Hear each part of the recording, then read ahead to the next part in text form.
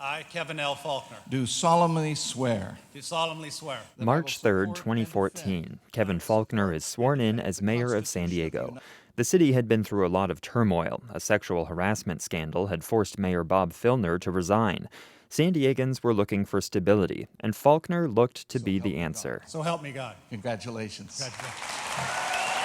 Now, more than 2 years later, Faulconer says the city is better off. I've tried to set the tone as mayor, work together with people, collaborate. I think that's probably one of my biggest strengths is working with people. It's not about, Republican, Democrat, or independent.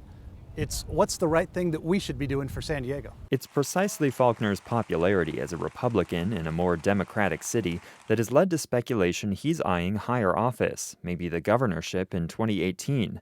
It's something his opponents have exploited, saying he's not committed to staying in office. I like the fact that people in other parts of the state now are saying, San Diego, you were on the verge of bankruptcy and you've turned it around. How did you do it?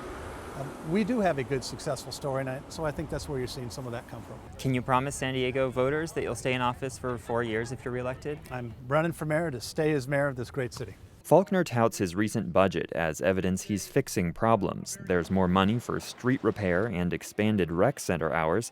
But the budget has weaknesses, identified by the city's independent budget analyst. For example, police officers are leaving the city for better pay and benefits elsewhere. Faulconer's budget doesn't include any new initiatives to keep police officers here. He's never had to look at how a little change of a policy here has a big impact. Lori Saldana is running against the mayor. She served in the state assembly for 6 years. Now she teaches information technology in the San Diego Community College District. She says she encounters police recruits in her classes, and they say they're worried the police department doesn't provide enough on-the-job training. I also worry that they leave their shift and then they're asked to go and fill in for the dispatchers. So they're working more hours, and that's very stressful. It's like air traffic controllers. When you work long hours, you're more likely to make a mistake. Saldana was a Democrat in the assembly. She says she got fed up with party politics. Now she's an independent and a progressive. She supports the local minimum wage increase that Mayor Faulconer vetoed. It's very frustrating to see a situation in our city where it's becoming more and more expensive, pushing more and more people out of San Diego, and this current administration is really not doing much to help that situation. If Saldana were Faulconer's only opponent on June 7th, the election would have almost certainly been settled then. No November runoff. But on March 1st, Democrat Ed Harris entered the race. He sat on the city council for 9 months, finishing out Faulconer's term when he was elected mayor. But Harris is a lifeguard by trade and heads the lifeguards union. It makes you very intolerant of politicians that are allocating money according to political power versus need.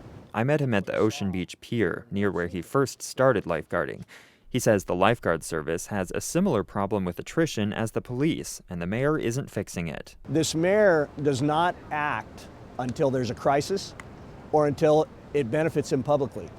That's not being a mayor. That's not being leadership. What you need to do in leadership is be proactive.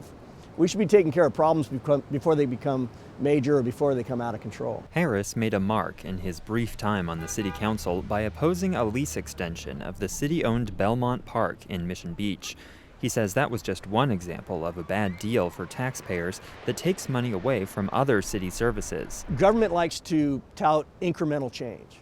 Incremental change allows them to do almost nothing until they go to the next office. We need real change. You got to come in and you got to say, no, we're going to stop this giveaway. We're going to challenge you. And we're going to open up the city books to outside people to look at for real audits.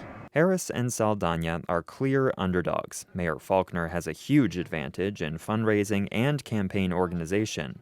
If he wins more than 50% of the vote on June 7th, he wins re-election. The question is if Harris and Saldana can steal away enough votes and push this campaign through to a November runoff. Andrew Bowen, KPBS News.